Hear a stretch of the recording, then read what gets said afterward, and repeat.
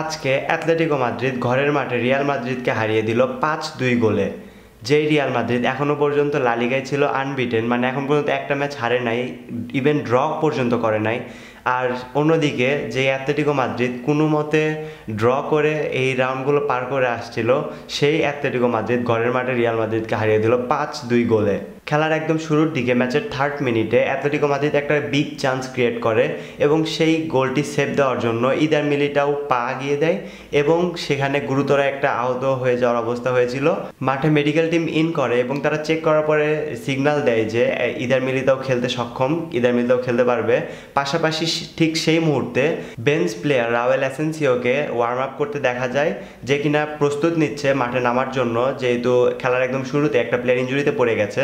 কিন্তু যখন medical team সংকেত দেয় যে ইদার মিলিতাও খেলতে পারবে, কিন্তু ইদার মিলিতাও অ্যাকসেপ্ট করে নেয় যে আমি খেলতে পারবো, আর ইদার মিলিতাও খেলা কন্টিনিউ করে।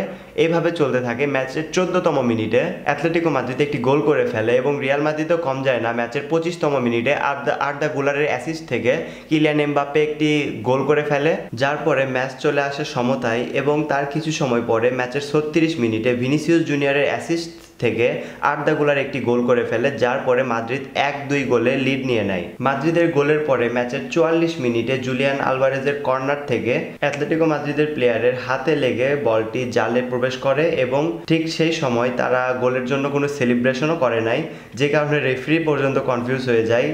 তারপরে রেফারি সরাসরি দেখতে না পারায় ভিআরের সাহায্য নেয়। চেক করার পরে অ্যাটলেটিকো মাদ্রিদের সেকেন্ড গোলটি ক্যান্সেল হয়। ঠিক ক্যান্সেল হওয়ার কিছু মুহূর্ত পরেই অ্যাটলেটিকো মাদ্রিদ আরেকটি গোল করে ফেলে। যে গোলটা দেখার পরে আমার মনে হয়েছে থিবো কর্তুয়ার যেই হাইট বা থিবো কর্তুয়ার যেই লেভেলের লম্বা, সে যদি সোজাসুজি দাঁড়িয়ে থাকতো তাহলে বলটা এমনি আটকে যেত, তাকে শুয়ে থেকে কষ্ট করতে হতো না। এভাবেই 2-2 গোল নিয়ে কম্পিটিটিভ ভাবে শেষ হয় ফার্স্ট হাফ এবং সেকেন্ড হাফের একদম শুরুতেই, খেলা শুরু হওয়ার পূর্বেই ইদার মিলিতাওকে সাবস্টিটিউট করে রাউল অ্যাসেনসিওকে নামানো হয় এবং ম্যাচের 51তম মিনিটে আর্দা গুলারের একটি ফাউলের কারণে রিয়াল মাদ্রিদের এগেনস্টে অ্যাটলেটিকো মাদ্রিদ একটি পেনাল্টি পেয়ে যায় এবং সেই পেনাল্টি থেকে জুলিয়ান আলভারেজ একটি শট করে যেটা গোলে পরিণত হয়। তারপরে একে একে সাবস্টিটিউট করা হয় কারবাহাল এবং আর্দা গুলারকে, যাদের বদলি হিসেবে নামানো হয় ফ্রাঙ্কোস মাস্তান্তুনো এবং কামাভিঙ্গাকে। এরপরে ম্যাচের 63 মিনিটে আলভারেজের দ্বিতীয় গোলে খেলার রেজাল্ট হয় 4-2, যার পরে রিয়াল মাদ্রিদ আরো দুইটা সাবস্টিটিউট করে। একটা করে 70 মিনিটে জুড বেলিংহামকে সাবস্টিটিউট করে রদ্রিগোকে নামানো হয়,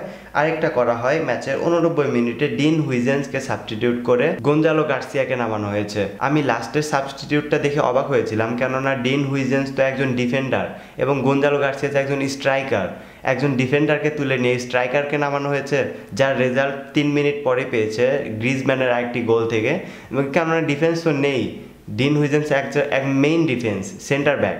ডিন হুইজেন্সকে সরিয়ে আপনি নামালেন গঞ্জালো গার্সিয়াসকে, যে কিনা স্ট্রাইকার। হ্যাঁ, আমি বুঝতে পারছি এখন গোলের প্রয়োজন, কিন্তু ডিফেন্স স্ট্রং রাখতে হবে। তো ডিফেন্স স্ট্রং না রেখে ডাইরেক্ট স্ট্রাইকার স্ট্রং করলে হবে? দুই একটা ডিফেন্স রাইট ব্যাক অথবা লেফট ব্যাককে চেঞ্জ করা যেতে পারে এবং মিডফিল্ডার চেঞ্জ করা যেতে পারে, উইঙ্গার চেঞ্জ করা যেতে পারে, কিন্তু একদম সেন্টার ব্যাককে চেঞ্জ করে আপনি স্ট্রাইকার নামাবেন, এই জন্য যার ফলাফল গ্রিজম্যান একটা দিয়ে দিয়েছে এবং ম্যাচ শেষ হয় 5-3 গোলে। এখনো পর্যন্ত রিয়াল মাদ্রিদ ছিল এই লা লিগায় আনবিটেন একটা টিম, যেই টিম এখন পর্যন্ত একটা ম্যাচ ড্র পর্যন্ত করে নাই। পয়েন্ট টেবিলও সবার উপরে ছিল, এখনও পয়েন্ট টেবিলে সবার উপরে রয়েছে, যেহেতু বার্সেলোনা রাউন্ড অফ 7 ম্যাচ এখনও খেলা হয়নি, রাউন্ড অফ 6 পর্যন্ত খেলেছে। বার্সেলোনা একটা ম্যাচ ড্র করেছে, যেই জন্য 2 পয়েন্ট তারা নিচে রয়েছে এখন পর্যন্ত। আর এই অ্যাটলেটিকো মাদ্রিদ ছোট লা লিগার ছোট ছোট দলের কাছে ড্র করে হারে, সেই লা লিগার এই অ্যাটলেটিকো মাদ্রিদ আজকে রিয়াল মাদ্রিদের এগেনস্টে 5-2 গোলে জিতে গেল। এইটা আমাকে অনেক অবাক করেছে আজকে। এই লা লিগায় এই সিজনটা রিয়াল মাদ্রিদের ভালোই যাচ্ছিল এখনও পর্যন্ত। অন্যদিকে অ্যাটলেটিকো মাদ্রিদের সিজনটা খুব একটা ভালো যাচ্ছিল বলে মনে হয় না।